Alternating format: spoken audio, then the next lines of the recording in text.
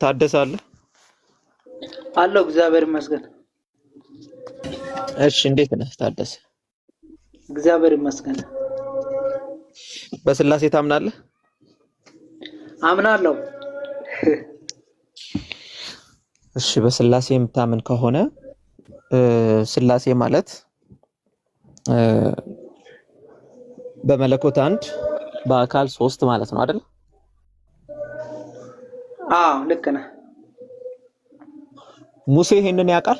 በመለኮት አንድ በአካል ሶስት ብሎ ሰብኮ ያውቃል? ዳይሬክትሊ ሲጀመር እኮ እግዚአብሔር በስላሴ መልክ እኮ መገለጽ ራሱ ያስፈልገው አንዱና አንዱ በሙሴ በኩል የተሰጠ ትእዛዝና ሕግ ሰው ወደ ተፈለገበት ዓላማ ስላልሄደ በሕግ መኖር ስላቃተን ጸጋ እንዲመጣ ነው። ስለዚህ ሙሴ ያውቀው ያውቃል። ሰብኳል ሙሴሽ? የመስበኩ እድል አልደረሰውማ እንጂ ኦልሞስት አልደረሰውም ማለት ስለ ኢየሱስ ክርስቶስ ሙሴ አሁን ለምሳሌ ቴንክ ዩ አሁን ጥያቄን ግልጽ አድርግልኝ እሺ። እኔ ከምቀባጥር ጥያቄ ምንድነው? ጥያቄ ምንድነው? ሙሴ በመለኮት አንድ አምላካችን በመለኮት አንድ ለምን በተለያየ ቦታ በብሉይ ኪዳን ላይ እግዚአብሔር አንድ መሆኑን ከሱ ውጪ መመለክ እንደሌለበት በተለያየ ቦታ በግልጽ ተነግሯል በብሉይ ኪዳን ላይ። በተመሳሳይ ሙሴ በመለኮት አምላካችን በመለኮት አንድ ነው በአካል ግን ሶስት ነው ብሎ አስተምሮ ያውቃል ወይ? በግልጽ ቴንክ ዩ ባይ ዘ ዌይ ለምሳሌ የዘፍጥረት መጀመሪያ ራሱ እንደ ስታየው ጸሐፊው በሙሴ በኩል ነው አይደል የተጻፈው? መጽሐፍ ቅዱስን በሙሳ በኩል ነው የተጻፈው ዘፍጥረት ምዕራፍ 1 ጋር ስትሄድ ማለት ነው። ያው እሱም ማስረጃ የለም ግን እሺ ቀጥል። እሺ ስለዚህ እንደዛ ከሆነ ኑ እንፍጠር የሚል ቃል ወጣ። ምን እንበል? ኑ እንፍጠር። አሁን እንግዲህ ወንድሜ አንተ መረዳት ያለብህ ሰው ሁሉም ሊረዳው የሚገባው ነገር አምላክ እግዚአብሔር አንድ ነው። በዚህ እንስማማ። ግን እኔ እናንተ እንዲገባን የመጣበት ወይና የተገለጠበት መንገዱ ነው እንጂ እስራኤል ሆይ ስማ አምላክህ ስንት ነው? አንድ ነው። አንድ አምላክ አለን ነው መጽሐፍ ቅዱስም የሚለው። ከዚህ ትምህርት ውጪ ሌላ የሚያስተምር አካል ካለ እሱ የራሱ ችግር አለበት። ግን የአንድ አምላክ በምን አይነት መንገድ ተገለጠ ነው እውነቱ። ይሄን ነው እንግዲህ መረዳት ያለብን። ስለዚህ እዛ ጋር እንደምታየው ኑ እንፍጠር ሲል በፍጥረት ላይ መሳተፍ የሚችለው ፈጣሪ ብቻ ነው። ስለዚህ አሁን የክርስትናው አረዳድ ምንድነው? ይሄን አባለ ያ ማለት ልክ እኔና አዳም ኃጢአት በሚሰሩበት ሰዓት እዛ ጋር የሰው ልጅ ከእግዚአብሔር ጋር መንገዱን ሲያበላሽ ከሴቲቷ የሚወለደው ሱራ ወይ ታደሰ በመጀመሪያ አቤት አሁን ኑ እንፍጠር ኑ እንውረድ ምናምን የመሳሰሉትን ትጠቅሳለህ። ችግር የለውም ስለምናውቃቸው ማለት ነው። በመጀመሪያ የጠየቁ በግልጽ ሙሴ ልክ በብሉይ ኪዳን ላይ አምላክ አንድ እንደሆነ እንደተናገረው በግልጽ ሙሴ አምላካችን በመለኮት አንድ ነው። ኦኬ በመለኮት አንድ ነው። ልክ ያው ለምሳሌ ኢሳይያስ 45:5 ላይ እኔ ያህዌ እኔ ነኝ ከእኔም ሌላ ማንም የለም ይላል። ከእኔም በቀር አምላክ የለም ይላል። በቃ እንደዚህ በግልጽ የሆኑ የተቀመጡ አሉ። አሁን ኢሳይያስ 46:9 ላይ ለምሳሌ እኔ አምላክ ነኝና ሌላም የለም የቀድሞውንም የጥንቱንም ነገር አስቡ እያለ ይቀጥላል። ልክ እንደዚህ በዚህ በተመሳሳይ እንደ በግልጽ በሆነ መልኩ ብሉይ ኪዳን ላይ አምላክ በመለኮት አንድ ነው በአካል ግን ሶስት ነው የሚል ትምህርት አለ የለም? ባጭሩ አዲስ ኪዳኑ ላይ ራሱ እኛ ተፈላስፈን የደረስንበት ነው እንጂ በአካል ሶስት ነው ምናምን እያለ የሚያስተምር እኮ መጽሐፍ ቅዱሳዊ እንትን የለም። እውነቱን ማወቅ ያለብን እግዚአብሔር እሺ ቀጥል። አይ ተፈላስፈን የደረስንበት ስትል እሺ ቀጥል። ሰው ሲፈላሰፍ ነው። አሁን አንተ ማወቅ ያለብህ ማለት ነው ጌታ ኢየሱስ ክርስቶስ ማን ነው ነው አሁን ትክክለኛው ጥያቄ መሆን ያለበት።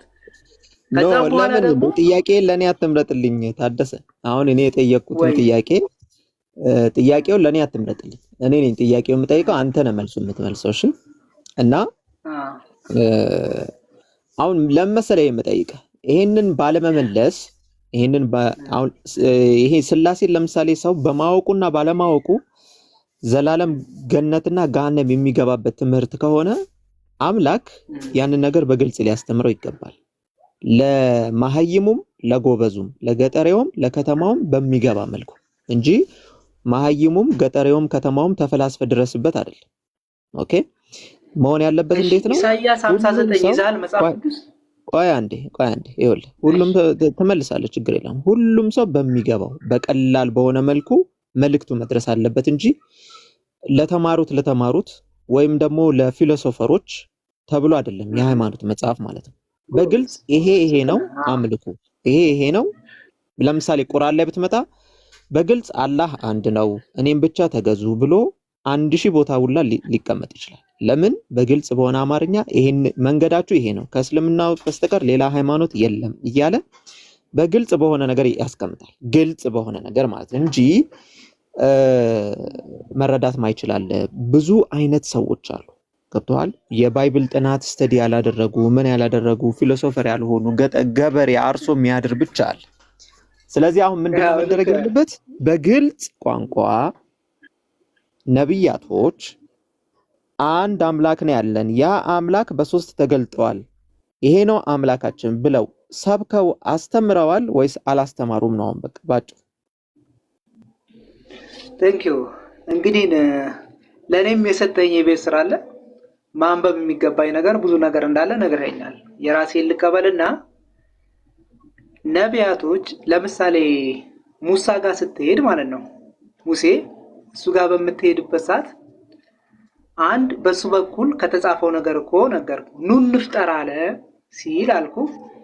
አላህ ወይም ፈጣሪ አንድ ነው፣ ግን ደግሞ ኑ እንፍጠር ሲል እዚህ ጋር ማለት ለምንድነው በብዙ መንገድ የሄደው ሲል እዚህ ጋር እኛ ክርስቲያኖች የምንረዳው ወልድን መንፈስ ቅዱስን እነዚህ ስለሆነ ፍጥረት ላይ ሲሳተፉ የነበሩት በአዲስ ኪዳን ላይ እንትን ያለው አንዱ አላህ በቃሉ በመንፈስ ቅዱሱ እንደዚህ እየፈጠረ እንደሆነ ለማስረዳት ነው።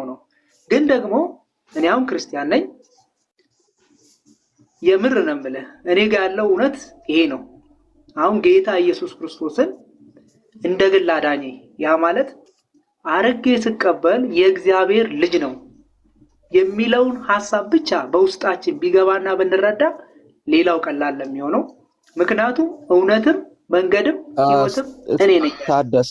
ታደሰ ወይ በቃ ስቲል እየመለስክ አይደለም፣ አሁንም እየመለስክ አይደለም። ስለዚህ የለም ነው የምትለኝ ወይም ደግሞ መልስህ ባጭሩ አይ ቲንክ የለም ነው። ኢሳይያስ 59 ላይ እስቲ አምጥ። ኢሳይያስ 59 ላይ መጽሐፍ ኢሳይያስ ምን ላንብብልህ? በመለኮት 59 አንድ በአካል ሶስት የሆነ አምላክን ይሰብካል። ልክፈታው እንደዛ ከሆነ ቀኝ እጄ መዳንን አመጣችልኝ የሚለው ማን ነው? እግዚአብሔር አየ ተመለከተ፣ ከሰው ልጆችም እንኳን አንድ አሁን በግልጽ የሆነ ነገር ንገረኝ። ይኸውልህ ለምሳሌ ይኸውልህ ልክ እንደዚህ አሁን እንደዚህ ጥቅስ ለምሳሌ ይኸውልህ አንድ ላንብብልህ፣ ሚልኪያስን ላንብብልህ። ሚልኪያስ 2:10 ላይ ምን ይላል መሰለህ? ለሁላችን አንድ አባት ያለን አይደለምን? አንድ አምላክስ የፈጠረን አይደለምን ይላል። አሁን ይሄ ግራ ያጋባል። አሁን ያወራው አያጋባም። በቃ ልክ እንደዚህ ግልጽ የሆነ ስላሴን የሚያስረዳ አንድ ከብሉይ ኪዳን አንድ ቴንኪው። በአዲስ ኪዳንም ራሱ እኮ ስትመጣ አልኩ እኮ እኔ እናንተ እኮ ያልተስማማኑት እኮ በዚህ ነው። አሁን ስላሴ የሚለው ቃል እኮ አዲስ ኪዳን ላይ ብትፈልግ ሶስት የሚል ነገር እኮ ቀጥታ አታገኝም። ታገኛለህ እንዴ? አይ ብሉይ ኪዳኑን እንጨርስና እንመጣለን። ብሉይ ኪዳን አይደለም፣ በብሉይ ኪዳን በአዲስ ኪዳንም ሶስት የሚለውን ቃል አታገኝም። ግን በአብ በወልድ በመንፈስ ቅዱስ ስም እያጠመቃችሁ የሚል መረዳት አለ።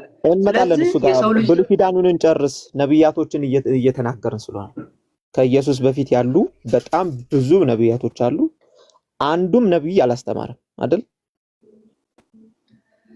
እሺ ሌላ ጊዜ እመጣለሁ። እስቲ እንዳነብም እድል ስጠኝ። እሺ አንዳንድ ነገር ሲክል አድርግልኝ። በጣም ጥሩ አንብበህ አንዱም ነብይ እነ ሙሴ እነ አብርሃም ጂያንት የሚባሉ ነብያቶችንም ከፈለክ ደቂቅ የሚባሉ ነብያቶች ሁሉንም አይተህ አንተ እስቲ ራስን ኮንሺየስሊ ደግሞ ብታሰራው ነገር ታደሰ እንዴት ያ ሁሉ ነብያት ብዙ ነብያቶች አሉ ባይብል ላይ እንዴት ያ ሁሉ ነብያት አንዱ እንኳን ባይብል ላይ የምርኮ ዕቃ ዝርዝር ተቀምጧል 15 የወርቅ ሳህን ምናምን የሚል እንኳን ተቀምጧል በዝርዝር ማለት ነው የምርኮ ዕቃዎች ያ ሁሉ ስለ እርሾ አለ ስለ ምግብ አለ ያ ሁሉ ባይብል ላይ ተቀምጦ እንዴት አንድ እንኳን መሰረታዊ የሆነው የሥላሴ ትምህርት አንድ መስመር በቂ ናት እኮ አንድ መስመር አንድ በቃ መለኮት በአካል በመጀመሪያ እስከ መጨረሻ አንድ ያስጨርሰኝ። መለኮት አምላክ ማለት በመለኮት አንድ በአካል ሶስት ነው የሚል አንድ አረፍተ ነገር በቂ ናት። ያ ሁሉ ነብያት ያ ሁሉ ነገር ተዘርዝሮ የዘር ሐረግ ሲዘረዘር ያ ሁሉ ነገር ሲወራ ሲተረክ ዋና የተባለው ትምህርት አንድ መስመር እንኳን እንዴት ሊያጣ ቻለ? ያ ሁሉ ነብያት እንዴት አንድ እንኳን ይሄን መናገር ተሳናቸው? ኦኬ። ስለዚህ ይሄ ሁሉ ትምህርት እያለ አንድ መሰረታዊ ዘላለም የሆነ ገሃነምና ገነት የሚያስገባ የሚችል የሆነ ትምህርት አንድ መስመር እንኳን አጥቶ ስለ መርኮቭ ስብሰባ፣ ስለ ዘር፣ ስለ ዝሙት፣ ስለ ብዙ ነገር ተወርቷል። ስለዚህ ብናወራው አንጨርሰውምና አሁን አንተም ላንብብ ስላልከኝ አንብበህ ራስህን ኮንሺየስሊ አሰርተህ ነብያቶች እንዴት ይሄን ሳይሰብኩ ቀሩ? ዋና ዓላማቸው የተላኩበት ከአምላክ የተላኩበት ዋና ዓላማ ራሱ ይሄ ሆኖ ሳለ እንዴት አንድ እንኳን ለህዝባቸው ሳይሰብኩና ሳይናገሩ አለፉ የሚለውን አሰረበረብ። ኦኬ። አይ ከኋላ ነው የመጣው ምትል ከሆነ የሆነ ሌተር የሆነ አዲሽን የሆነ ነገር አለ ማለት ነው። ሌተር የሆነ የተፈጠረ ነገር አለ ማለት ነው። ከዛ አንፃር ራስህን አይታ አንብበህና ላንብብ ስላልክ አንተ ይቀጥ ሰጠኛለህ። ይቅርታ። እሺ ቀጥል። ቴንክ ዩ። መጽሐፍ ቅዱስን ሙሉ ለሙሉ ስታነበው ማለት ስለ ጌታ ኢየሱስ ክርስቶስ እንዳለ ኦልሞስት በቃ ሁሉም ነገር በጥላም በምን መልክ ከያዘ እንጂ አብዛኛው ስለሱ ነው የሚያወራው። አሁን እንዲህ ልልህ አልችልም፣ ግን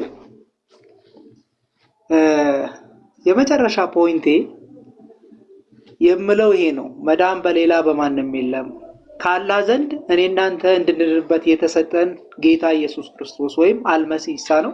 ቁርአንም እንደሚለው አሁን በሕይወት አለ።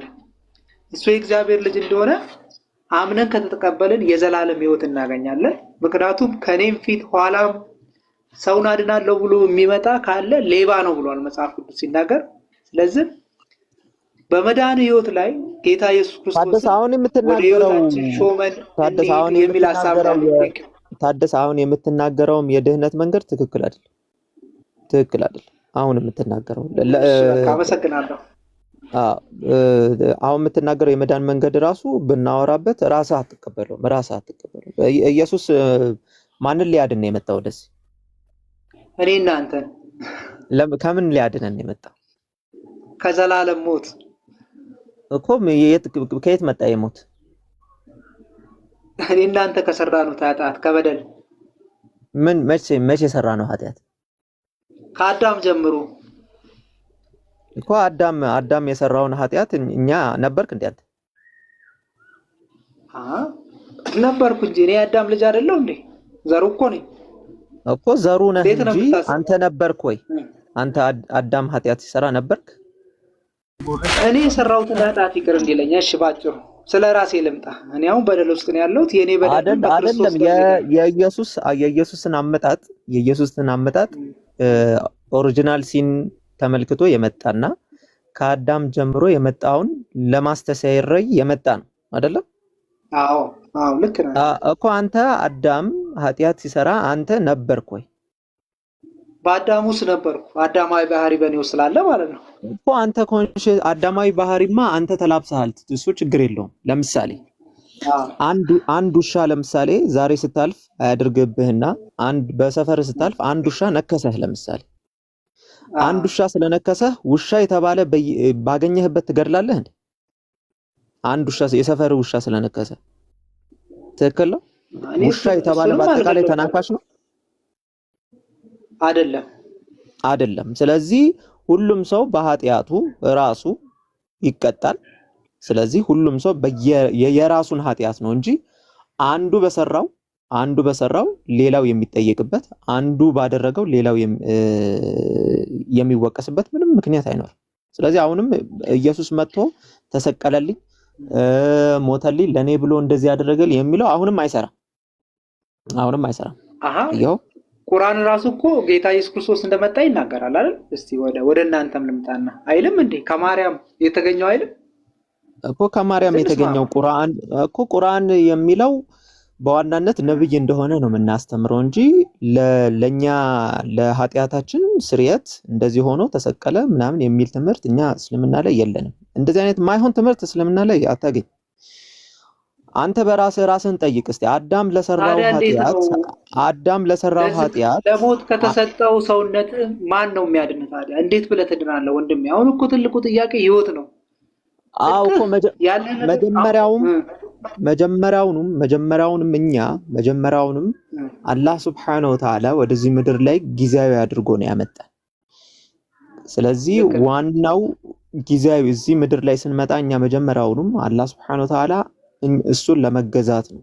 በቃ ትክክለኛው አሁን ይሄ እስልምና ላይ ያለው አስተምህሮ ለአእምሮም የሚስማማ ልብ ላይም የሚረጋ ነገር ነው እንጂ ለምን ተብለህ ጥያቄ ውስጥ የሚያጭርብህን ጥያቄ ለምሳሌ አሁን እኔ እንደጠየቁ እንዴ አንድ ሰው አሁን ተነስቶ እኔ አዳም በሰራው ኃጢአት እኔ ለምንድን ነው የምወቀሰው ብሎ ቢናገር ትክክል ነው። ለምን አልነበረም? አንተም እኔም አልነበርንም። እዚህ ጋር ላይ ያሉ 379 ሰዎች አይምራቸው በደንብ ያውቃል በአዳም ጊዜ እንዳልነበሩ። አዳም የዛኔ በሰራው ስህተት ግን እስካሁን እሱ እኛ ሳንመርጥ ለምሳሌ አንተ ወንድ መሆንህን መርጠህ ነው የተወለድከው? ወንድ ወይ ሴት ሆነ አይ እኔ ወንድ ልሁን ብለህ መርጠህ ነው? አይደለም።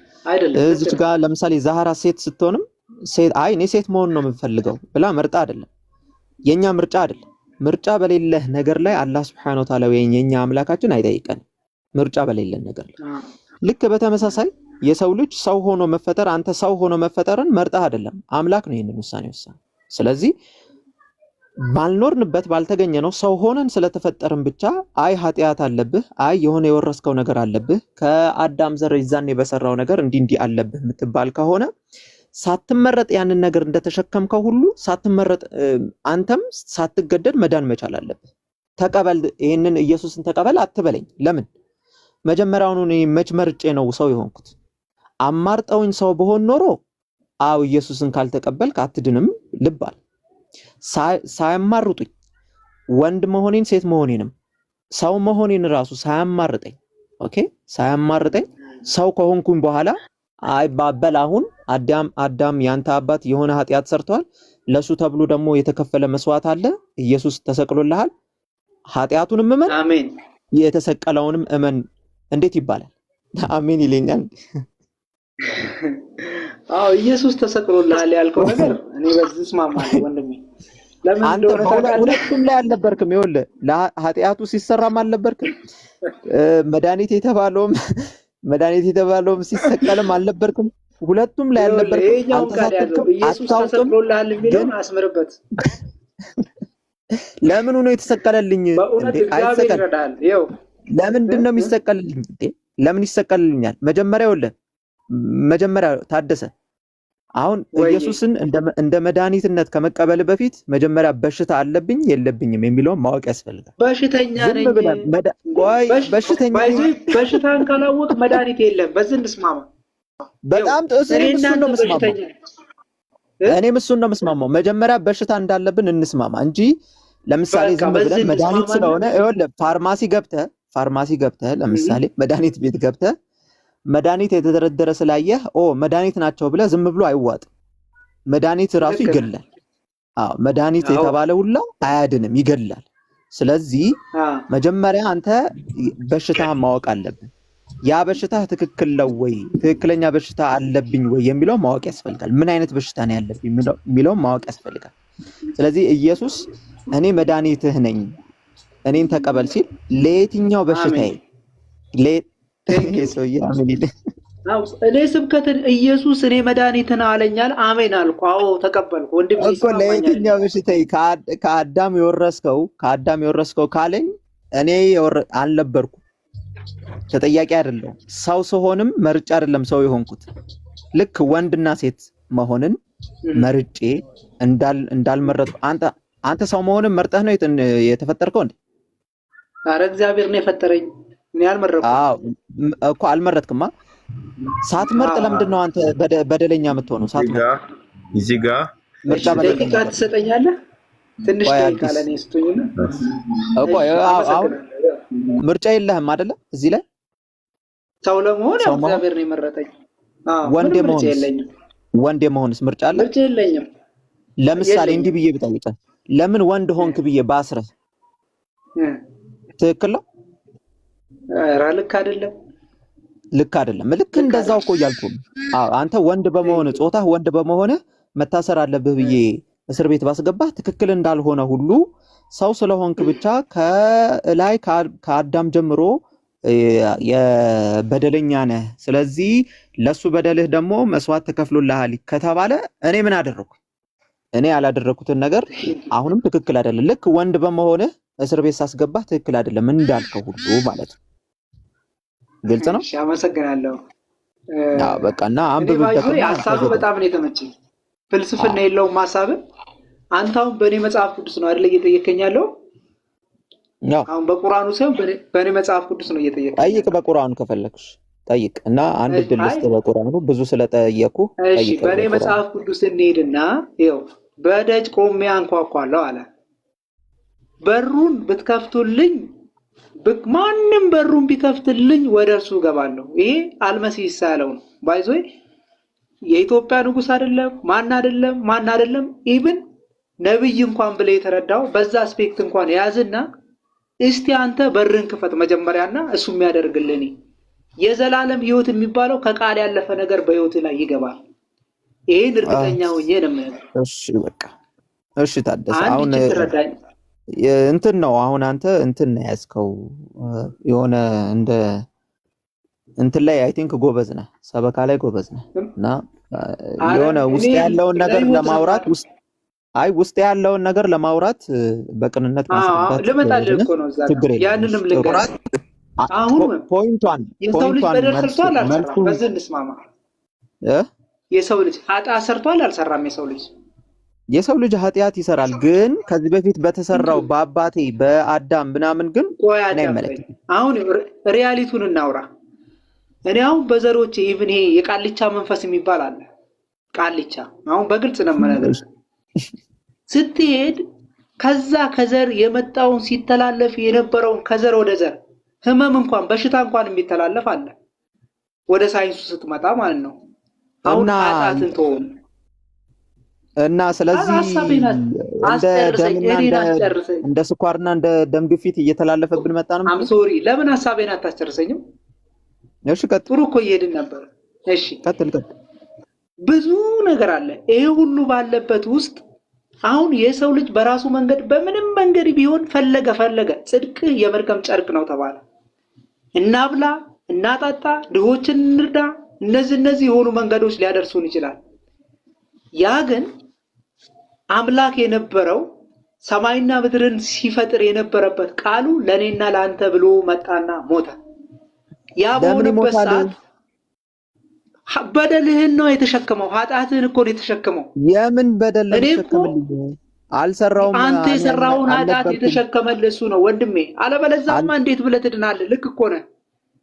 በራስ መንገድ ከሆነ አይዳንም፣ ግን በአልመሲሳ ስገባ ከአላህ ጋር ትታረቃለህ።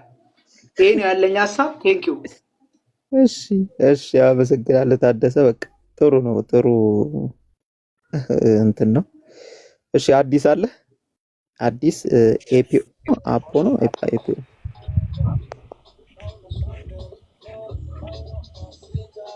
አለ?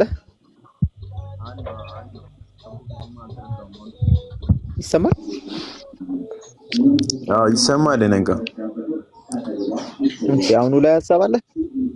አሁን የገባሁትና ሐሳብ ብዙም አልገባኝም። ጥያቄው እንዴት እንደነበረ። ኦኬ እሺ ስለሱ ስለ አንዱ አምላክ ወይም ደግሞ ጂሰስ ብለህ የጠራኸው ነብያቶች እሱን አምላክ አስተምረዋል?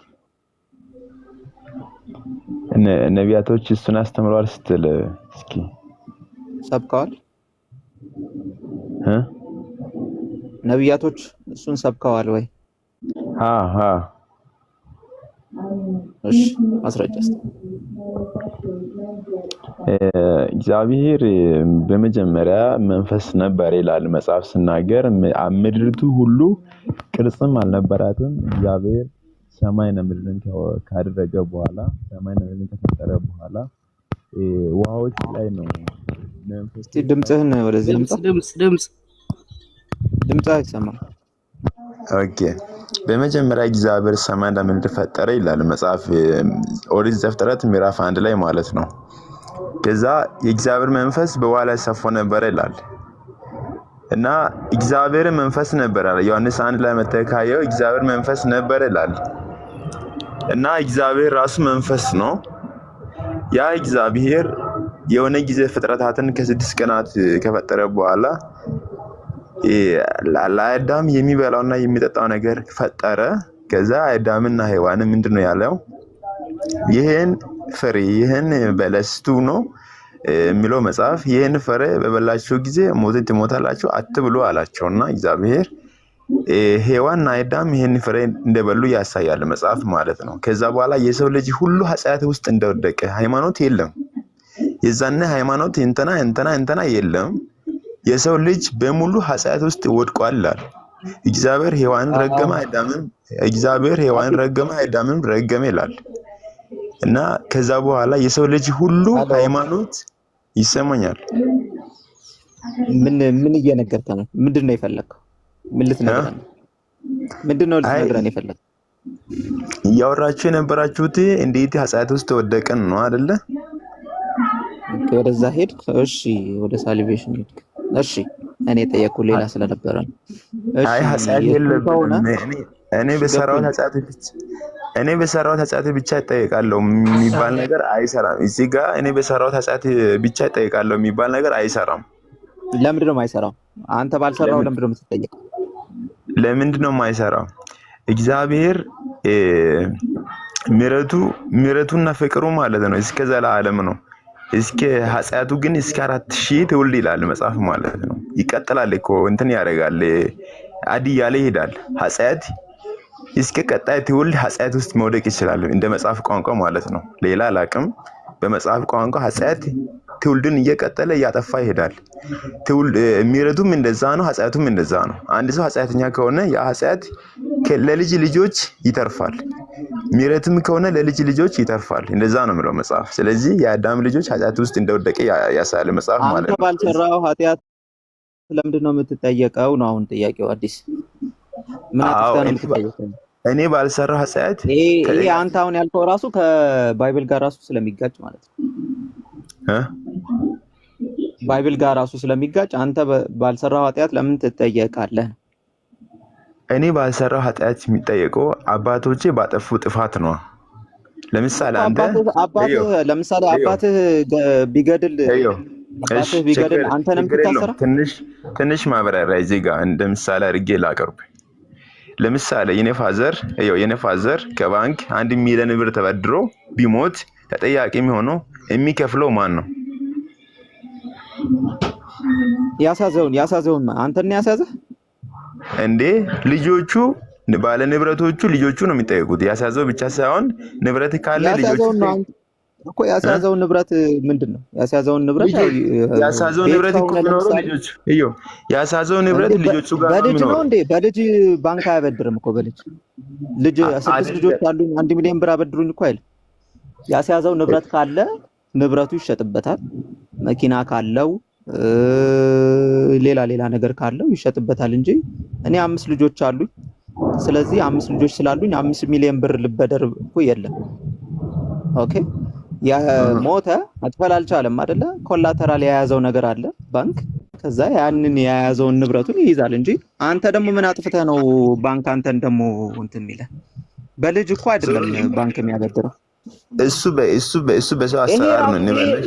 ባይብል ራሱ እኮ ነው ይሄንን የሚያስተምረው። አሁን አንተ ብትከራከረኝ አሁን ሕዝቅኤል ላይ ቆይ አንዴ ላንብብልሽ። ቆይ ደው በቃ ባይብል ማውጣት አለብኝ። አሁን አንተ ሕዝቅኤል 18 መሰለኝ አይ ቲንክ አንብብ፣ ችግር የለውም እሰማለሁ። አዎ መጽሐፍ ቅዱስህን መስማት መቻል አለብህ እና ችግር የለውም ልክፈትሽ። ጉድ እኮ ነው። በአንድ ሰው ኃጢአት አንደኛ እንትን ካላለ ብላችሁ ክርክር ምን እናደርጋለን? ይኸውልህ አሁን ሕዝቅኤል ምዕራፍ 18 ቁጥር አይ ቲንክ 25 ካልተሳሳትኩ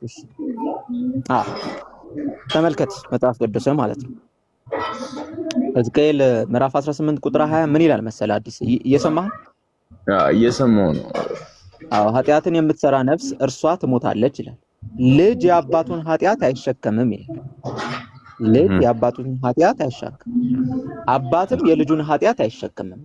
የጻድቁ ጽድቅ በራሱ ላይ ይሆናል፣ የኃጢአተኛውንም ኃጢአት በራሱ ላይ ይሆናል ይላል።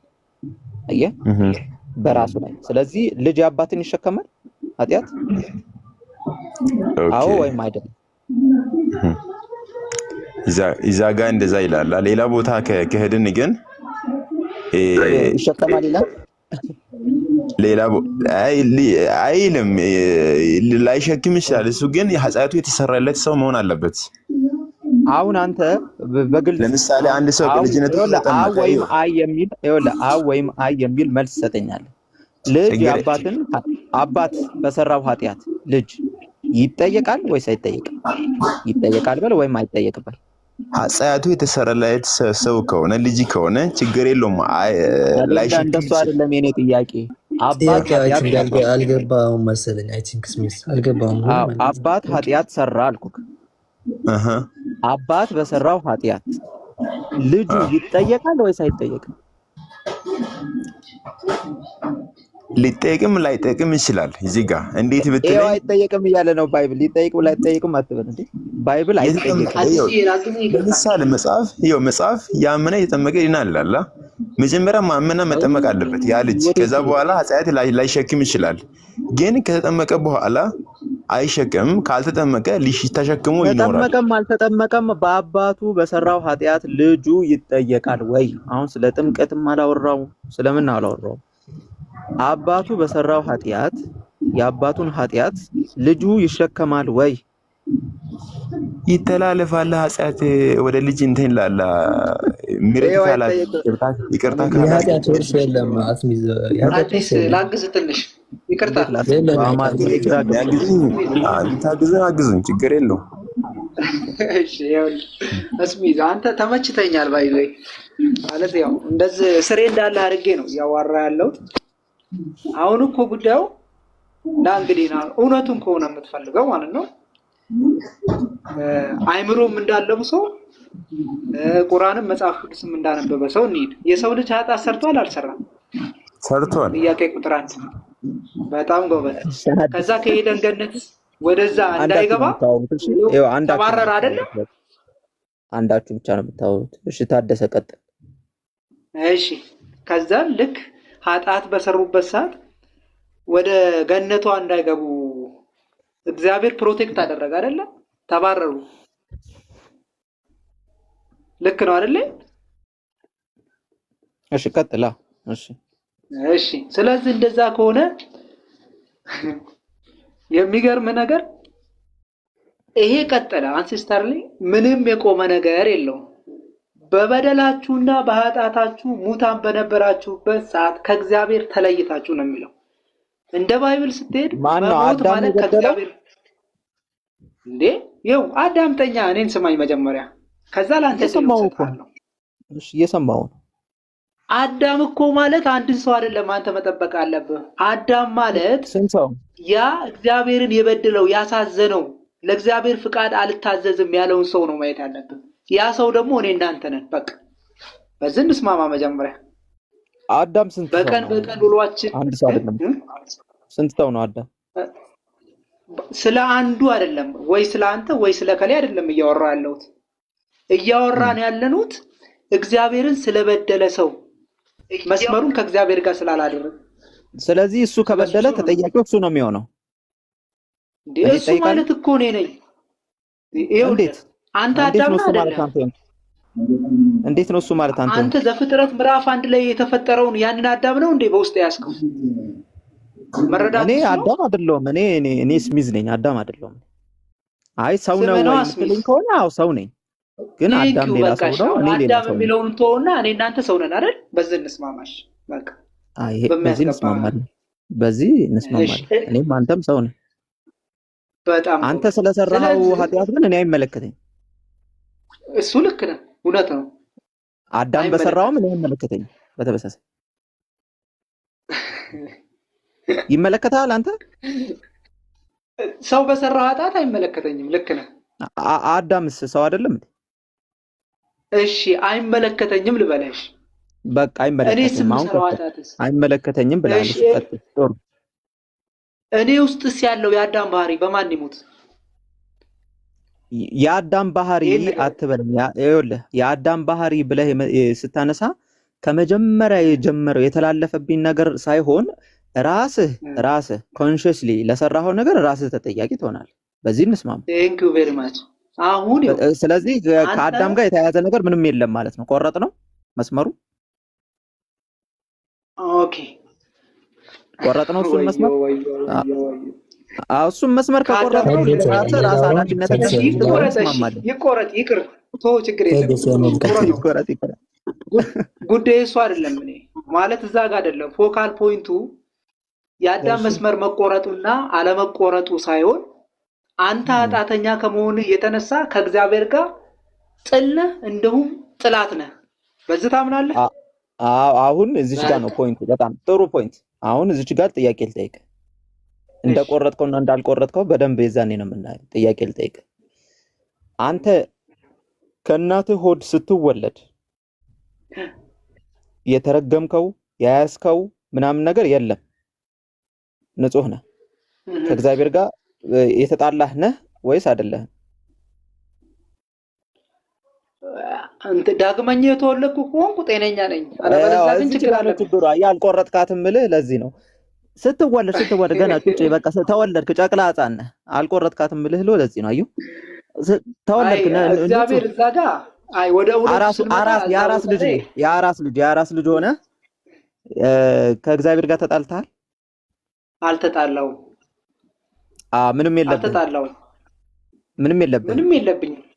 እሺ አሁን በጣም ተስማምተናል። ልክ ነህ። በጣም ተስማምተናል። በቃ እንደዛ ከሆነ ተስማምተናል። ስለዚህ አሁን አንተ ካደግክ በኋላ ራስህን ስታውቅ ኮንሺየስ ስትሆን ካደግክ በኋላ ራስህን ስታውቅ ኮንሺየስ ስትሆን ራስህ ሆን ብለህ ኃጢአቱን እያወቅ ሳታውቅ አይደለም እያወቅ ኃጢአቱን ሰራህ። እንደዛ ነው። አዎ ትሰራዋለህ። ደግሞ ኃጢአቱን ልምምድ ሆኖ በህይወት ይቀጥላል። ያ ማለት ከዛ ኃጢአት መውጣት አቅም ታጣለህ። ለዛ ኃጢአትህ ራስህ ሪስፖንሲብል መሆን አለብህ። ይሄ በደንብ ነው የሚያስማማው። ማንም ሰው አይክድም። እኛ የክርስቶስ ደም ካላጠበ አሁን እኮ ወንድሜ በደሙ ካልታጠብ ከኃጢአቱ መውጣት አትችልም። ለምንድን ነው በደሙ በፈሰሰልህ ደም በአልመሲሳ ደም ለምትታጠበው እሱ ነው። አሁን እኛም ለማን ብሎ ነው የሞተው? እኔ ሳልመጣ እኔ ሲሰቀል አልነበርኩም። እኔ ሳልመጣ ለማን ብሎ ነው የሞተው? ገና ባልሰራው ኃጢአት ለምንድን ነው የሞተው? ስለዚህ አሁን እሱ ስላጠበልኝ፣ እሱን ስላመንኩኝ፣ እሱ አንድ ስለተከፈለልኝ የፈለኩትን መስራት እችላለሁ ማለት ነው አይደለም? የተከፈለልን አስጠብቀህ ትሄዳለህ። አሁን እኮ አልኩ እዳ ቢኖርብህ ከተከፈለልኝ ምግብ ቤት ገባው የፈለከውን ብላ ተከፍሎልሃል ካልክ በኋላ በቃ የፈለኩትን መብላት እችላለሁ አይደል? ተከፈለልህ ካልክ በተከፈለልህ ልክ የተከፈለልህ ኃጢአት እንድትሰራ አይደለም የተከፈለ። ቴንክ ዩ አሁን ተስማምተናል። በቃ ተከፈለልኝ እኮ አይደል እንዴ? ለበደሌ ብላው ለተከፈለልህ ብላ።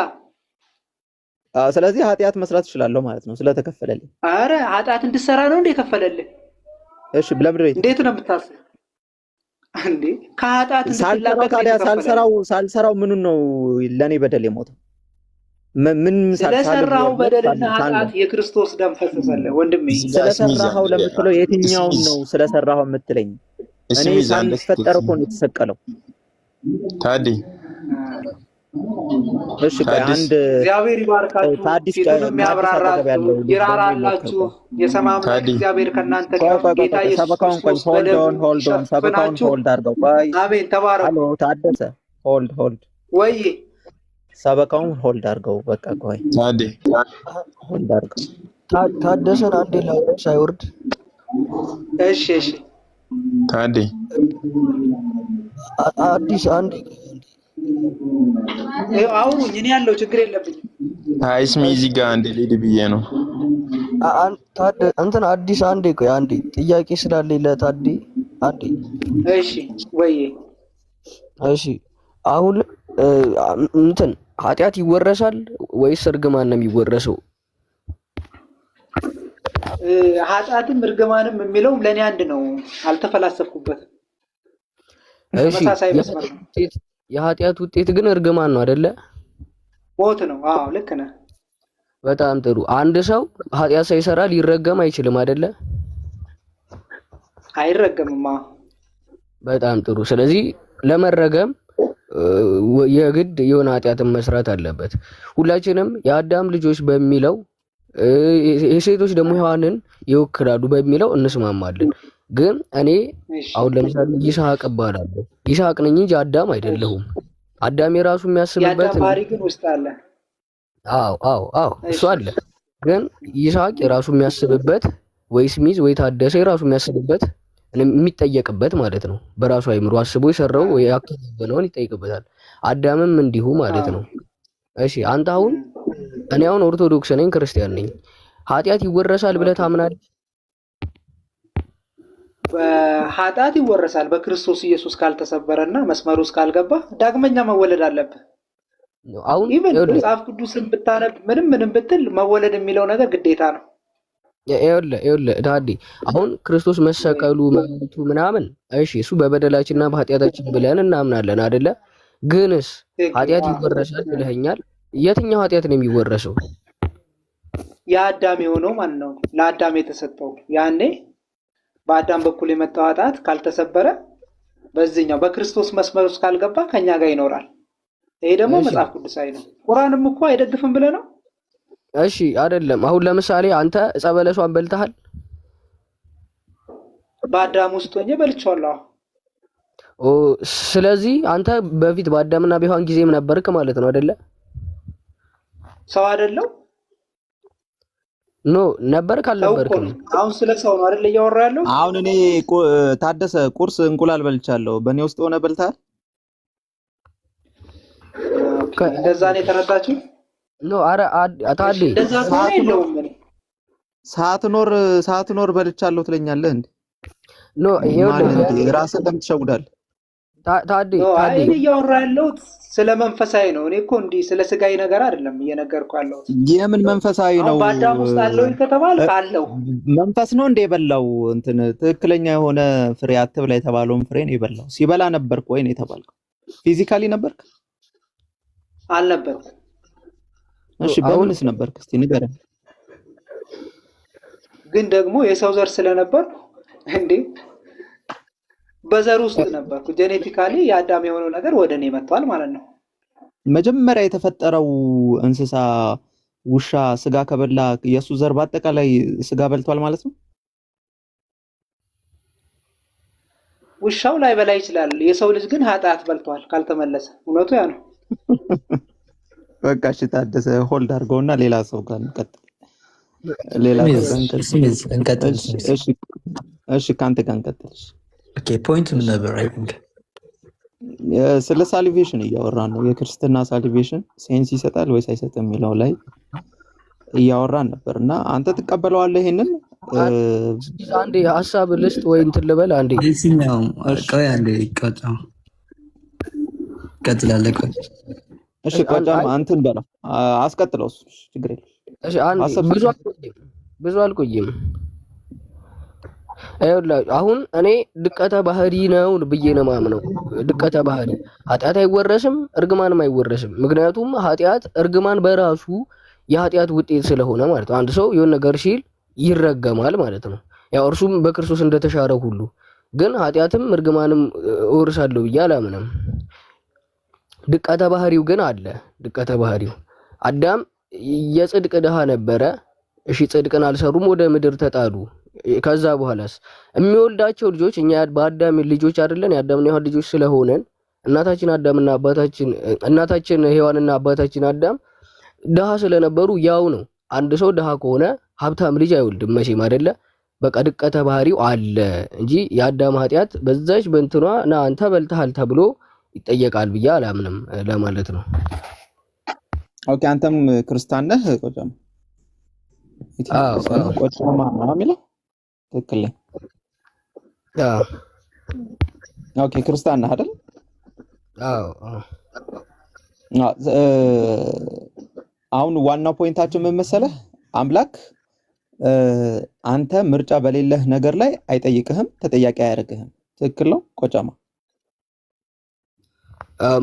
ማለት ኃጢአት ባልሰራህበት ነገር ላይ ትጠየቃለህ በሚለው ነው? ኖ አንተ ምርጫ በሌለህ ነገር ላይ ተጠያቂ ያደርግሃል ወይ?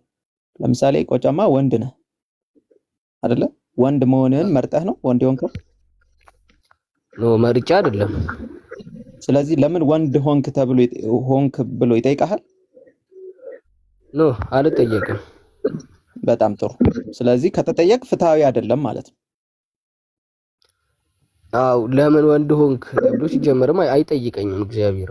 አው አይ ምሳሌውን ነው ግን አንድ ሰው ለምን ወንድ ሆንክ ወይ ደግሞ አሲያን ለምሳሌ ለምን ሴት ሆንሽ ተብሎ ብትጠየቅ እኔ ምን አደረኩኝ? እኔ መርጫ አይደለም። ስለዚህ አሁን አንተ ሰው ስለሆንክ ትጠየቃለህ? የአዳም ዘር ስለሆንክ አትጠየቅም አይደለ? በጣም ጥሩ። ስለዚህ አሁን እያልን ያለነው ምንድነው? በእናንተ አስተምህሮ አሰብሽኑ አዳም ገነት ላይ ነው የተፈጠረው፣ ዘላለም እዛው እንዲኖር ነው የተፈጠረው። ያ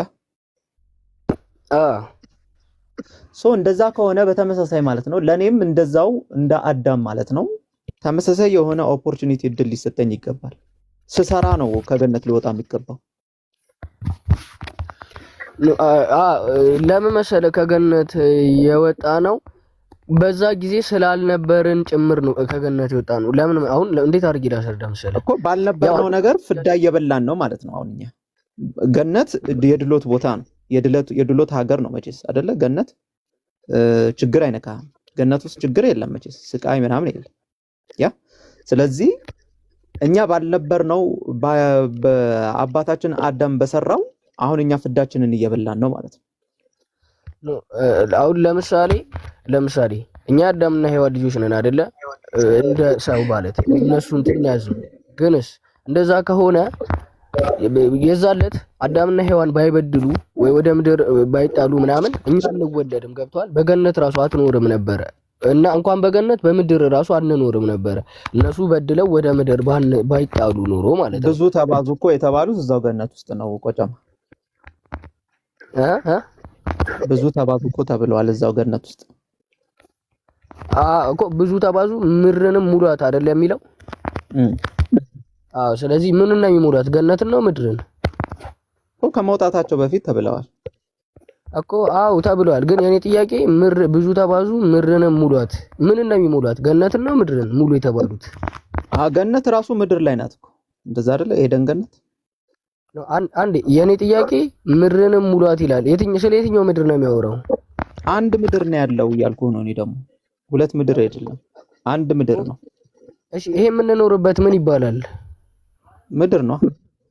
በጣም ጥሩ። ስለዚህ እዚህ ነው ኑሮ የተባለው። የተቀየረው ምኑ መሰለህ? የተቀየረው ልንገርህ። የተቀየረው ግን ምኑ ነው? የተረገመ ምድር ነው። ምድሩ አሁን ለምሳሌ ጥረህ ግረህ ብላ የሚለው ነገር ሰርተህ ትበላል። በገነት ሰርቶ መብላት የለም። ሁሉም ነገር የተስተካከለ ነበር አይደለ? ጥረህ ግረህ ብላ ያው ሲረገሙ ነው። አሁን ምድርም እኮ ተረገመ አይደለም? ምድር እባቡላ ተረገመ። ብዙ ጥያቄ ነው ያለው እዚህ ሳሊቬሽን ላይ ብቻ ግን እባቡላ ተረግመዋል። ያልተረገመ ምድርም ተረግማለች። አሜኬላ አብቂሊ ተብላለች፣ እንዳይመች ሆናለች። ሴት ደግሞ ምጥሽን አበዛዋለሁ። የወር አበባ ራሱ እርግማን ነው። ብቻ ብዙ አለ።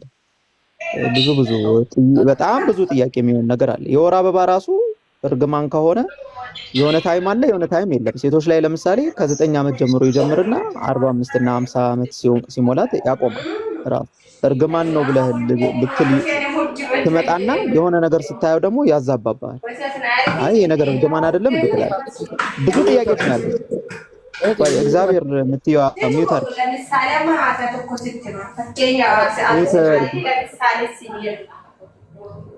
ሚውት አርጊ ማንሽ አሎ ሚውት አርጊ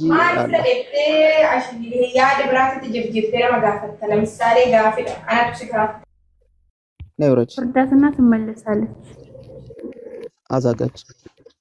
እሺ ቆጨማ ሐሳብን ቀጥል። የእባቡንም ታሪክ ማቀዋለ ልናገር ይችላል።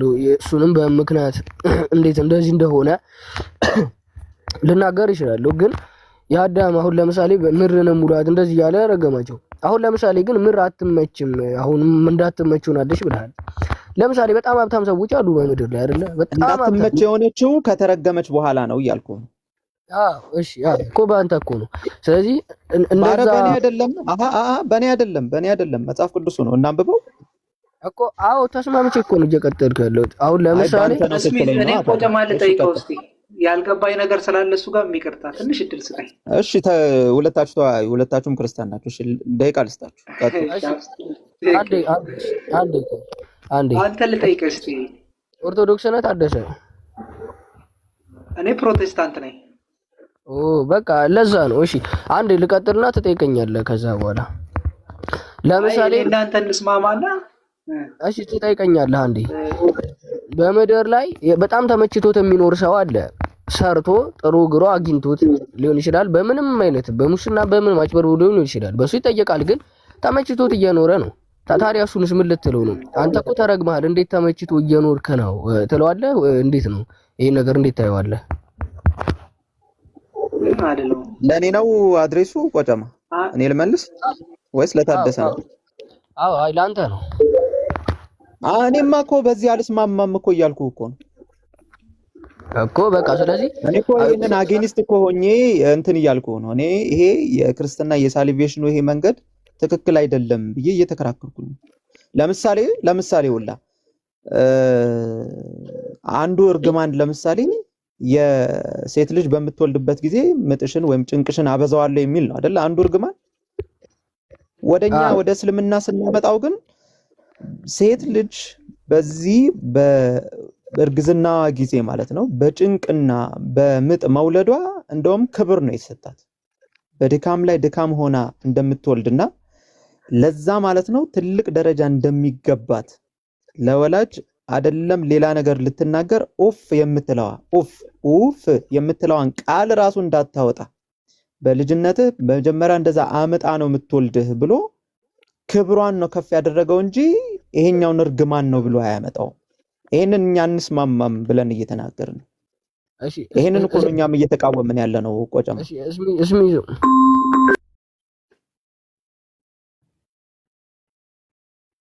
እሺ ሌላ ክርስቲያን እሺ ቀጥል አንተ። እኔ ልቀጥል እንትን ነው አይ ቲንክ እዚህ ላይ ማለት ነው እዚህ ላይ ትንሽ ላውራና የኃጢአት ዕዳ የለም ማለት የሆነ አዳም በሰራው ኃጢአት የሆነ የኃጢአት ዕዳ የፐርሰናል የኃጢአት ዕዳ የለም። ግን ደግሞ እንትን ነው ለምሳሌ አንድ መንግስት አለን በልና ያ መንግስት ቤተ መንግስት ውስጥ ነበሩ። የሚወልዳቸው ልጆችን ቤተ መንግስት ውስጥ ነበሩ። ከዛ ከቤተ መንግስት ውስጥ ሲባረር ለምሳሌ የሚወልዳቸው ልጆች ቤተ መንግስት ውስጥ አይደለም። ድህነት ውስጥ ከሆነ ያ ድህነት ነው የሚወርሱት እነሱ። እንደዛ ነው እንጂ የእርሱ ባህሪ ስለወሰድን ነው እንጂ እንደዛ የኃጢአት ወርስ አለ ምናምን ሲሉ ነበረ። እንደዛ አይደለም። ስልክ ገብቶ ነው። እሺ ኤቨር ሀሳብ አለ ቀጥል። ሰላም አለይኩም ወራህመቱላህ። ስሚዞ እህት ወንድሞች ከላይም ከታች ሁላችሁ ሰላም ወራህመቱ ሰላም ብያለሁ። እንትን ነው በጣም ላይክ ፕሮቴስታንቶች ላይ የውርስ ኃጢአት አለ ነው፣ እነዚህ ደግሞ ድቀተ ባህሪ አለ ነው እያሉ ያሉት እና እኔ ግን በሁለቱም በኩል ያለው ልዩነት እየታየኝ አይደለም። እነዚህኞቹ አዳም የሰራው ኃጢአት ቀጥታ እንወስደዋለን ሲሉ፣ እነዛኞቹ ደግሞ ኃጢአቱን በመስራቱ የመጣበት ችግር አለ እሱን ነው እኛ ተካፋይ የሆነው ነው የሚሉት። ሁለቱም ግን የሚመጣው ኃጢአቱም ሆነ ድቀተ ባህሪው ከአዳም ዘንድ ነው የሚመጣው። ስለዚህ በተለያየ ቋንቋ ማሽሞን መሆኑ እኔ ምን እንደሆነ ጥቅሙ እየታየኝ አይደለም። ለምሳሌ አንድ ሰው ቢሰርቅ የመስረቅ ወንጀል ሰራ፣ ያ የመስረቅ ወንጀሉ ወደ ልጆቹ ይተላለፋል ማለት ይሄ የጴንጤዎች ሐሳቤ ነው። ከዛ ደግሞ ያንን ወንጀል በመስራቱ ደግሞ ፖሊስ ያስረዋል። ኦርቶዶክሶች ደግሞ ምንድነው የሚሉት? እስራቱን ነው እኛ የምንቀበለው። ለምን ኮንሲኩዌንሱ የመጣበት መረገም አለ፣ ይሄ መታሰር አለ፣ አብረን እንታሰራለን ነው። ዞሮ ዞሮ ሁለቱ የሚመጣው ከአዳም ነው። የድቀተ ባህሪውም ሆነ የውርስ ኃጢአቱ የሚመጣው ከአዳም ነው። አንድ ሰው ሲወለድ በባህሪው የደቀቀ ነው። ለምን? አዳም ድቀተ ባህሪ ስላለበት። አንድ ሰው የውርስ ኃጢአት አለበት። ለምን? አዳም የሰራው ኃጢአት ስላለበት ነው። ዞሮ ዞሮ ከአዳም የሚመጣ ነገር አለ ኢንሄሪት የሚሆነው። ያ ደግሞ በአይት ሰልፍ ችግር ነው። አንድ ልጅ ሲወለድ ገና ከእናቱ ሆድ ሲወጣ ምንም ሳያደርግ ኃጢአት ሳይሰራ ዝም ብሎ እንደዚሁ ኃጢአት አለበት። ለምን? የአዳም ዘር ስለሆንክ ይባላል። ያ ፍጹም ስህተት ነው እንዴ! ይሄማ ፍሪ ዊልን ሁሉ ይጥሳል፣ ነፃ ፍቃድን ሁሉ ይጥሳል። ያለ ፍቃዱ ኮንሽንሱ ነው ላልሰራው ነገር፣ ዊሊንግሊ ላልሰራው ነገር ተጠያቂ ነው ማለት ነው። አንድ ነገር ደግሞ ሱኩን ያመጣው ነገር አለ። አንድ ሰው ቤተ መንግስት ይኖር ነበረ። ከቤተ መንግስት ወጥቶ ድህነት ቢይዘው ልጆቹም እንደዛው ይያዛሉ። አሁን ችግሩ ልጆቹ ድሃ ስለሆኑ ይጠየቃሉ ወይ ነው። ኦኬ፣ አባታቸው ድሃ ስለሆኑ እነሱም ድሃ ስለሚሆኑ በድህነታቸው ማይጠየቁ ከሆነ ኦፍኮርስ ችግር የለውም። አሁን ችግሩ ምንድን ነው? ይሄ ድቀተ ባህሪው አለ። በዚህ ድቀተ ባህሪ ፈጣሪ ይጠይቃቸዋል ነው። የሚወረስ ኃጢአት አለ። በዚህ ውርስ ኃጢአት እግዚአብሔር ይይዛቸዋል ነው። አይ እግዚአብሔር አይዛቸውም። ይሄ ድቀተ ባህሪም ቢኖርም ባይኖርም ችግር የለውም። አንድ ሰው ቢወርሰውም ባይወርሰውም ችግር የለውም የምትሉ ከሆነ ያ ምንም አይደለም ማለት። ይሄ ልክ የሰው ልጅ ሲወለድ እጅ አይ ነገር እንደሚሰጠው ድቀተ ባህሪ የሚባል የሆነ ዝም ብሎ የሚለጠፍ ነገር ይሰጠዋል ማለት ነው። ምንም አይጠየቅበትም፣ ይሄ የማይጸድቅበትም የማይረክስበትም ነገር ማለት ነው። ዛት ሲይዝ እንደዚህ ከሆነ እኔ እያልኩ ያለሁት ኢቫር እንዴት መሰለህ፣ አሁን ለምሳሌ ህግ ነበረ፣ የሆነ ህግ ተሰጥቷቸው ነበረ እንትን ገነት ላይ ያሉ የሆነ እንደዚህ ካደረግ የሆነ እንደዚህ ትሆናለህ እንደዚህ ትሆናለህ የሚል የሆነ ህግ ተሰጥቷቸው ነበረ። ከዛ ደግሞ እንትን የሆነ ነገር ሲያደርጉ ሞት መጣባቸው፣ በቃ የሚሞቱ ሆኑ። ከዛ እኛ ስንወልድ ደግሞ የምንሞት ሆነን። እንደዛ ነው እያልኩ ያለሁት እኔ። አሁን የእሱ ሞት ይሞታል፣ ይታመማል፣ ፀሐይ ይመታዋል ምናምን ኤፍቲ ነገር የሰው ልጅ ሁሉ እንደዛ ሆነ።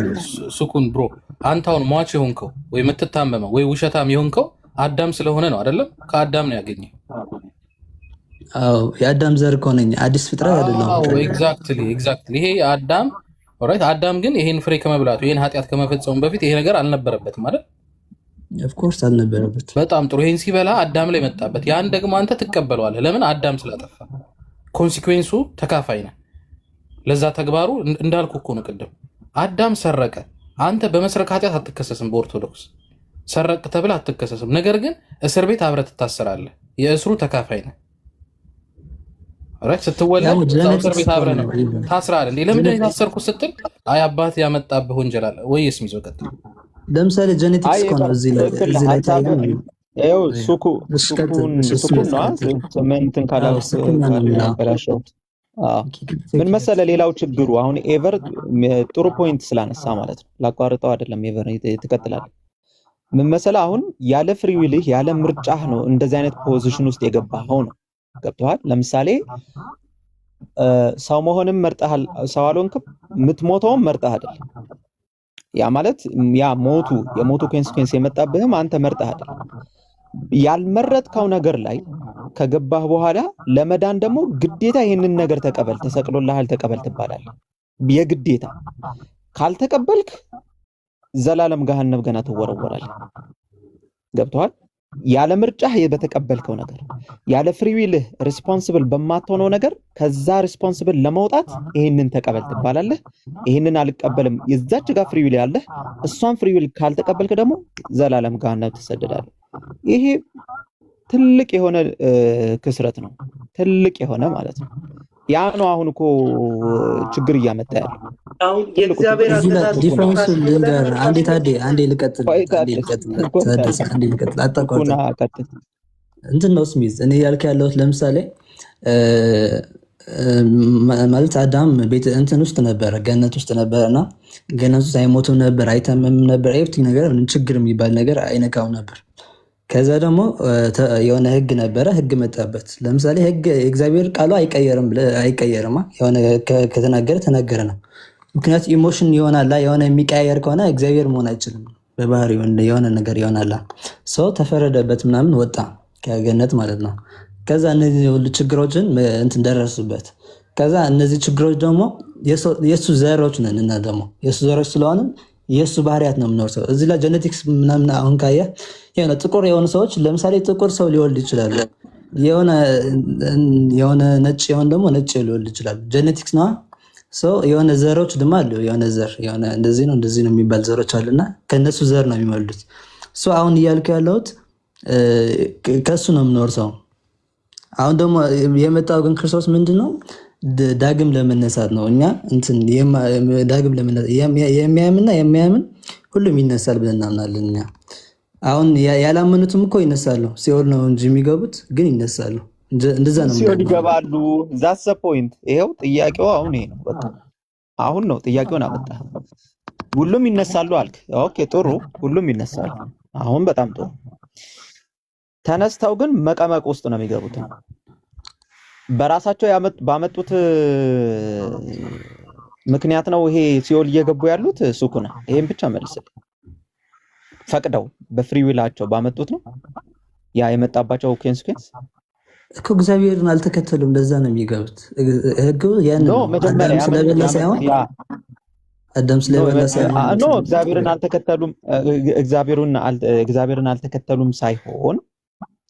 አልተከተሉም ሳይሆን መጀመሪያ የመጣባቸው ነገር ነው ማለት ከአዳም የመጣባቸውን ነገር በራሳቸው ፍሪ ዊል ነው ያመጡት ወይ ፈቅደው ነው ያመጡት ወይ?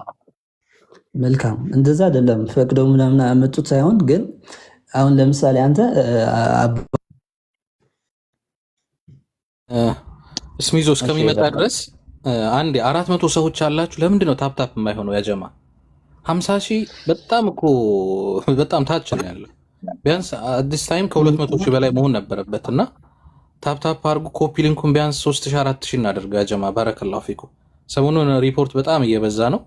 ስለዚህ በደንብ ታፕታፕ እናድርግ። ኮፒ ሊንክ ነገር 400 ሰው በጣም ብዙ ነው። አትሊስት ከዚህ ውስጥ 300 ምናምኑ ሙስሊም ነው የሚሆነው። ስለዚህ ታፕታፕ እናድርግ፣ ኮፒ ሊንክ እናድርግ። የእህቶች የወንድሞች ቤት ሲከፈት አትሊስት በዚህ እናግዛቸው። ባረከላሁ ፊኩም። ሌላኛው ደግሞ ኮሜንት ላይ ባካችሁ ይሄ ስድብ አትጻፉ። እኛ ሙስሊሞችም ይመጥን ነገር አይደለም እና ፕሊስ ስድብ መጻፍ አቁሙ። ኖ እስሚዞ ቀጥል ሀቢቢ፣ ጨርሱ ሀሳባችሁን። ይሄ ልናገር ብዬ ነው። ትንሽ 5 ደቂቃ ስለማልችል አንዴ ቀጥል ይበር። እሺ ሱኩ ነው ተመለስክ? አዎ አለሁ። ይሰማል? ትሰማለህ? እሺ ቀጥል። እስሚዞ የጠየቀህ ነበር። አዎ እንትን ነበር ያልኩ ያለው እኔ አሁን አንተ ይበር ያንተ አባትህ ማለት ነው እንትን ቢሆን የሆነ የአገር ገዢ ቢሆን ከዛ ከስልጣኑ እንትን ቢባረር አንተ አባትህ የሆነ ቤተ መንግስት ውስጥ አይደለም የምትወለደው። አንተ ችግር ባለበት ቦታ ውስጥ ነው የምትወለደው። ግን ቤተ መንግስት ውስጥ ነበርክ። ግን አንተ ለምን ቤተ መንግስት እወጣለሁ ማለት አልችልም። ገብቶሃል? የአባትህ ዘር ስለሆንክ አባትህ ቤተ መንግስት ስለወጣ አንተም ትወጣለህ። በዛ ነው እያልኩት ነው። ጄኔቲክስ ነው እያልኩት ነው። አሁን ባመጣኸው ሀሳብ ከቤተ መንግስት ወጥቼ በድህነት ውስጥ ሆኜ መወለድ ያስጠይቀኛል አያስጠይቀኝም? አያስጠይቅም። ግን አትነሳማ፣ በቃ ሙትሞት ሆናለህ። ስለዚህ ያስጠይቀኛል ማለት ነው።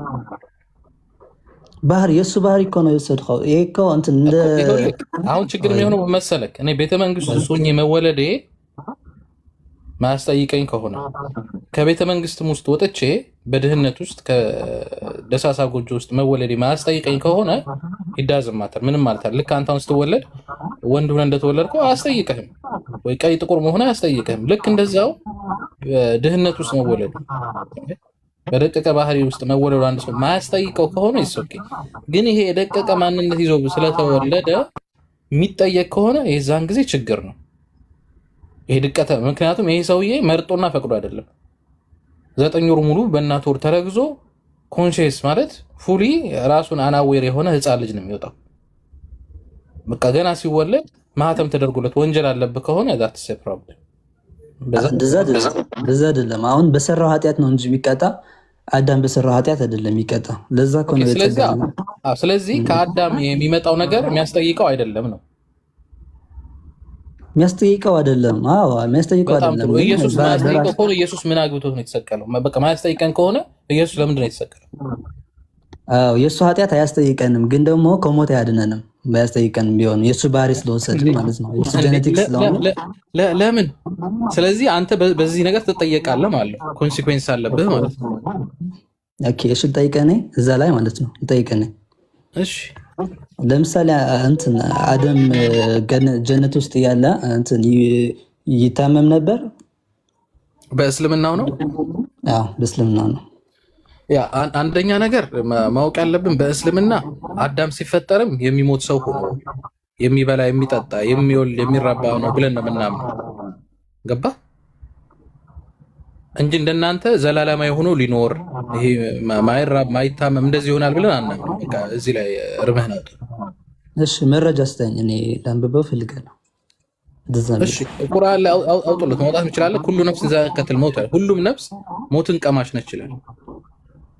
አይ መጀመሪያ ገነት ውስጥ ያለ የሚሞት ነበር አልነበረም? መጀመሪያ ነው ያልክ ያለሁት እሱ ነው።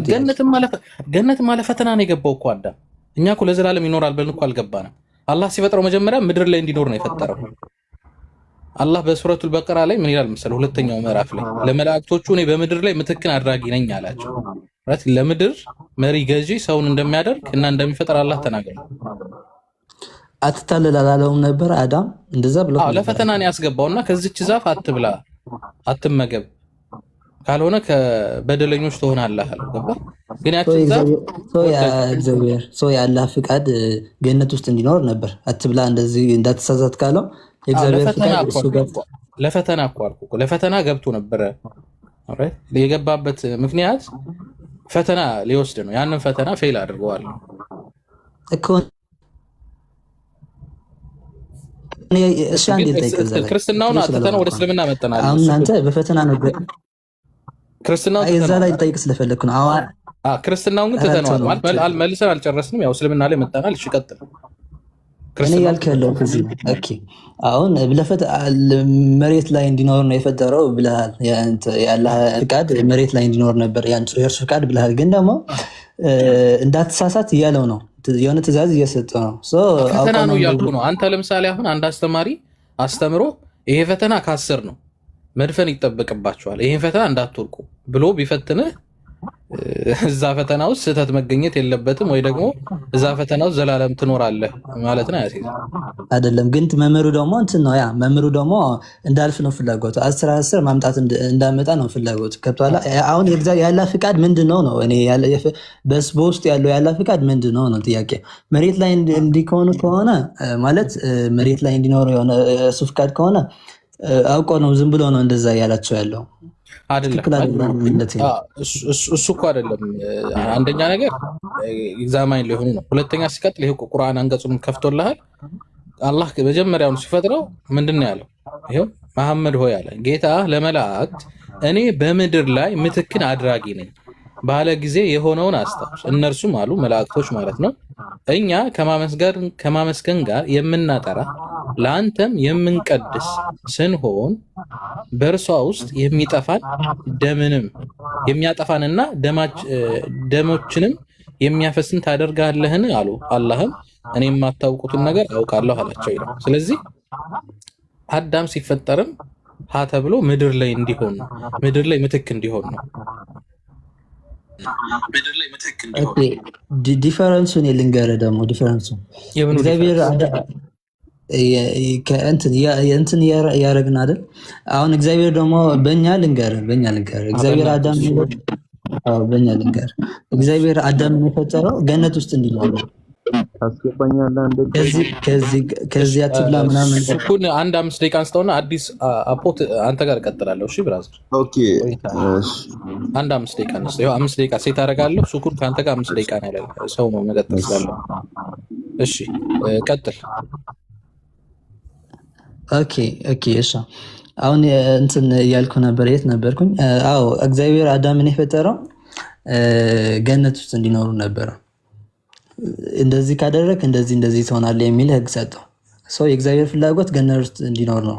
ነፃ ፍላጎት ሰጥቶታል አዳምን ማለት እንዲሳሳት ፈልጎ አይደለም፣ ነፃ ፍቃድ ሰጥቶታል እያልከው ነው። አሁን አንተ እያልከኝ ያለው ደግሞ አላህ አዳምን ምድር ጋር እንዲኖር ነበር ፍላጎቱ፣ ግን ደግሞ ጀስት ዝም ብሎ ነው ወደ ገነት ያስገባው ነው ያልክኝ ያለው። አይ ቲንክ እንደዛ ነው አይባል ምን ያለውን ድምጼ ግን በትክክል ይሰማችኋል? ያጀማ አዎ ይሰማል። ከስር ድምጽ ጥራት የለውም እያሉኝ ነው። እሺ በጣም ጥሩ። እኔ ነግሬሃለሁ። በእስልምናው ያለው እሳቤ ምንድነው? አላህ Subhanahu Wa Ta'ala አደምን ሲፈጥረው አንደኛ ነገር በምድር ላይ ኸሊፋ ነው የሚለው ራይት። በምድር ላይ ከሰው ልጅ በፊት ኦፍ ኮርስ ጂኒዎች ነበሩ ራይት። ከነሱ በኋላ ምትክን አድራጊ እንደሆነ አላህ እየተናገረ ነው።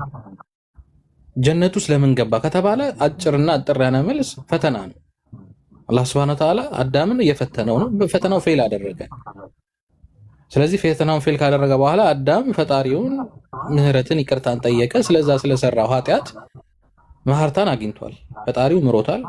ከዛም በኋላ አዳም ወደ ዱንያ ወደ ምድር እንደመጣና በዚያም እንደወለደ ራይት ከሚስቱም ከሐዋ ጋር እንደኖረ ከዛ በኋላም የወለዳቸው ሁለት ልጆች አንደኛው እንደገደለው ሁሉ ያለ ታሪኩ ይቀጥላልና በእስልምና ታዲያ ለምን ሞት ሆነ? አሁን ገነት ላይ በፈተና ውስጥ በተፈጠረበት ጊዜ አሁን ጀነት ውስጥ እያለ አይሞትም ነበር አልከኝ፣ አይታመምም ነበር። ይብት ነገር አንተ አሁን የሚደርስበት ነገሮች ነው የሚልወጣኝ ነው።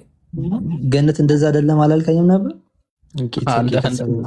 አንደኛ ተሳስተህ ነው እየሰማኝ ያለው። አንደኛ ነገር አልኩ አዳም ሲፈጠር የሚሞት ሰው ሆኖ ነው የተፈጠረው ራይት እንጂ እንደናንተ የዘላለማዊ ሆኖ ራይት።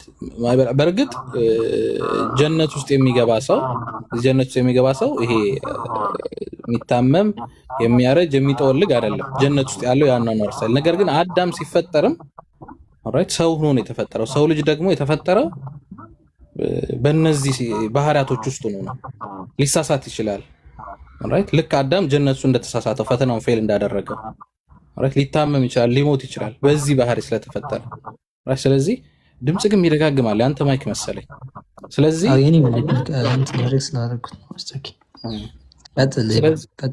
ስለዚህ እኛ ምናምነው አዳም ይሄ ፍሬውን ሳይበላ የሆነ ባህሪ ነበር፣ ፍሬውን ከበላ በኋላ የመጣበት የሆነ ነገር አለ አይደለም። ኦሬዲ ያለው ነገር ነው የሚያከራክረን ነገር የለም። የኛና እናንተ ዲፈረንስ ለዛ ላይ ስለሆነ ነው ኃጢአት አይወርስ። ዲፈረንሱ ምን እንደሆነ ታውቃለህ? ሱኩን አንደኛ እናንተ ይሄን ነገር ወርሰነዋል፣ ከአዳም የመጣብን ጣጣ አለ የምትሉት ነገር አለ። ያ እኛ አናምንም።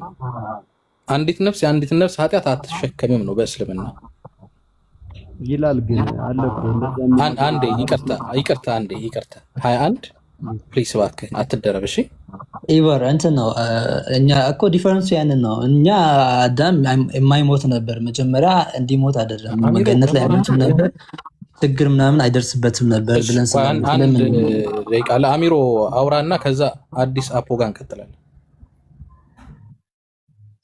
እሺ አፎን የአሁኑ ላይ ሀሳብ ስላለኝ ነውና አንዴ ሱኩን ሚውት አድርገሽ አንተ ይደጋግማል። የአሁኑ ላይ ስለ አዳም የተነሳው ነገር ላይ ማለት ነው። እንደ ምሳሌ አንድ አናሎጂ እንውሰድና ሱኩን ልጅ ቢኖረው ልጁን ሁል ጊዜ ኦብቪየስሊ አስፋልት ስትሻገር ተጠንቀቀህ ተሻገር፣ ግራቀኛ የተተሻገር ብሎ ያስጠነቅቀዋል። ያ ትእዛዝ ሰጥቶታል። ነገር ግን ልጁ ትእዛዙን አላዳመጠምና በመኪና ተገጭቶ ሞተ እንበል። አያደርግብህ ባይዞ ምሳሌ ነውና መኪናው ስለገጨው ነው ልጁ የሞተው ወይ? አዎ። ግን መኪናው ባይገጨው ኖሮ ልጁን መኪና ባይገጨው ኖሮ ዘላለማዊ ነበረ ልጁ ዘላለማዊ ነው ማለት እንችላለን? አይደለም ነው መልሱ። ያ what no I'll call you when I need እና መልሱ ምንድነው የሚሆነው? ልጁ መኪና ባይገጨውም ዘላለማዊ አይደለም ነው። ስለዚህ በተመሳሳይ መልኩ አዳም ገነት ላይ ፍሬዋን ባይበላ ስለበላ ነው የወጣው ወይ? አዎ። ያ የሚካድ አይደለም። መብላቱ ለመውጣቱ ምክንያት ሆኖታል። ግን ባይበላ ኖሮ አይወጣም ማለት አይደለም። ለዛ ነው አላህ በሱረቱል በቀራ ምዕራፍ 2 ቁጥር 30 ላይ ወኢዝ ቃለ ረቡከ ሊልመላኢከቲ ኢኒ ጃኢሉን ፊል አርዲ ኸሊፋ ያለው። ጌታም ለመላእክት በምድር ላይ ምትክን አድራጊ ነኝ ባለ ጊዜ አስታውሳለ። ገና ሳይፈጥረው ማለት ነው አዳምን በምድር ላይ ምትክ ሆነው የሚተካኩ ትውልድን አድራጊ ነኝ ብሎ ተናግሯል። መጀመሪያ ላይ ገና አዳምን ሳይፈጥረው ማለት ነው። ምን ላይ ምድር ላይ በመሞት በመዋለድ የሚተካኩ ተተካኪ የሆኑ ትውልድን አደርጋለሁ በማለት ተናግሯል ነው። ከዛ በዘለል ደግሞ ወደ ክርስትናው ስንሄድ አዳም መጀመሪያ የሚሳሳት ባህሪ አልነበረውም፣ ወይም የመሞት ባህሪ የሆነ እንዲህ ማድረግ ባህሪ መጀመሪያ የመሳሳት ባህሪ ባይኖረው እኮ አይሳሳትም ነበር አይደለ እንዴ? መጀመሪያ የመሳሳት ባህሪ ከሌለው ሊሳሳት አይችልም ነበር። የተሳሳተው መጀመሪያው ባህሪው ስላለው ነው። ቆይ አንዴ አልጨረስኩም። እሺ መጀመሪያ የመሳሳት ባህሪ ስለሌለው ሳይኖረው እንዴት ያ የሌለው ሰውዬ እንዴት ሆኖ ነው የመሳሳት ባህሪ ሳይኖረው ተፈጥሮ ከዛ በኋላ ተሳሳትና ሌሎች ነገሮችም ተከተሉት። ለምሳሌ መሞት፣ መታመም፣ የሔዋን ምጥ እያለ የሚቀጥል ማለት ነው። ያ አያስኬድም ነው። እስልምናው ላይ ግን እንዳልኩ ልክ የአንተ ልጅ አንተ አስፋልትን ስትሻገር አይተህ ተሻገር ብለኸው ግን ደግሞ ሳይሰማህ ቀርቶ አስፋልት ሲሻገር መኪና ቢበላው መኪና ባይበላው ኖሮ ልጁ ዘላለማዊ ነው ማለት አይደለም። ልጁ ሟች ነው። ኦልሬዲ ይሞታል፣ አንድ ቀን ይሞታል። በመኪና ላይ ሆን ይችላል፣ በሌላ ነገር ሊሞት ይችላል። በተመሳሳይ መልኩ አዳም ላይም አትብላ የተባለውን በመብላቱ ለመውጣቱ ሰበብ ሆኖታል ወይ? አዎ። ግን ባይበላ ኖሮ አይወጣም ማለት ነው አይደለም። ጀስት እዛ የገባው ለፈተና ብቻ ነው። አፎን ኤቨር አስረዘምኩባችሁ። ቀጥሉ። እሺ ከእንትና ጋር እንቀጥል። አይ ቲንክ አዲስ አፖ ስኩን ቴንክ ዩ ሽብሮ አዲስ አፖ አለ። ሰላም ብያለሁ። እሺ ከየት ቤት እምነት ነው? ሌላ ሀሳብ የሚያመጣ ሰው ሲገባ ለቀን ወጣን። እሺ ከየት ቤት እምነት ነው? እኔ ኦንሊ ጂሰስ ነኝ። በአንድ አምላክ ነው የማምነው ማለት ነው። እሺ የኃጢአት ውርስ አለ ብለህ ታምናለህ? አዎ የኃጢአት ውርስ አለ ብዬ አምናለሁ። ለምን መሰለ? እግዚአብሔር አዳምና ሔዋንን ያዘዛቸው ነገር ባለመስማታቸው ምክንያት የሰው ልጅ ሁሉ በነሱ ሞት፣ በነሱ ኃጢአት፣ በነሱ ስራ ሁሉ ኃጢአት ውስጥ እንደወደቀ ነው። ከገነት እስከ መውጣት ጀምሮ የዛኔ ቀንጥሰ እና አዳምና ሔዋን ቀንጥሶ የሚበሉት ነገር ጀምሮ አሁን የለም ማለት ይቻላል። ሰው ላቡን ነው፣ ማንኛውም ሰው ቢሆን ላቡን ነው አሟጦ እየበላ ያለው ማለት ይቻላል። ጉድጓድ የሚቆፍር ጉድጓድ ቆፍሮ እየበላ ያለው ከላቡ ነው። ምንም የዛኔ የነበረው ነገር ምንም አሁን የለም ማለት ይቻላል። የዛኔ ምንም ሳይሰሩ እኮ ነው እየበሉ የነበሩት። እስኪ ቆያ ችግር የለውም። እንደው ሀሳቡ እንደው አንድ ልጅ እንደው አንተ እንበልና እንደው አላቅም ባለ ትዳር ከሆንክ እንደው ልጅ ብትወልድ ቢወለድልህ ያን ልጅ እንደው ከእናት ወድ እንደወጣ ገና እንደው ኃጢአት አለበት ብለህ ነው የምታስበው? እግዚአብሔር ቃል ስለ ልጆች ሲናገር ማለት ነው እኛ ከራሳችን ብቻ ሳይሆን ከእግዚአብሔር ቃል አያይዘን ብንል መልካም ይመስለኛል። ምን ይላል? ሕፃናቶች ወደ እኔ ይመጡ ዘንድ አትከለክሏቸው ይላል። የእግዚአብሔር መንግስትም እንደነሱን ላሉት ናትና ይላል። ሕፃን እኮ ስለ ኃጢአት አያውቅም እኮ። ስለዚህ አንድ ሕፃን ልጅ ሲወለድ የውርስ ኃጢአት የለበትም። ኃጢአት ልጁ አያውቅም። ታፍኗል። እያደገ ድምጽ ታፍኗል። ልጁ ስለ ኃጢአት አያውቅም። ድምጽህ ታፍኗል። አዲስ እሺ፣ አይሰማም አሁን? እሺ አሁን ይሰማል። እሺ አንድ ልጅ ሲወለድ አንድ ሰው ሲወለድ የሚወርሰው ኃጢአት አለ ወይ? አሁን ዛሬ የሚወለድ ሕፃን ልጅ የወረሰው ኃጢአት አለ ወይ? ታፈነ ድምጽ ፕሊዝ። ወይ ማይክህን አስተካክል። እንደዚህ መቀጠል ይከብዳል።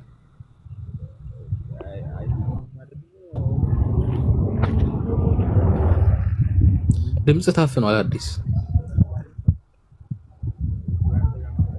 ከአዲስም ጀለስ ሚዩት ከፍቷል።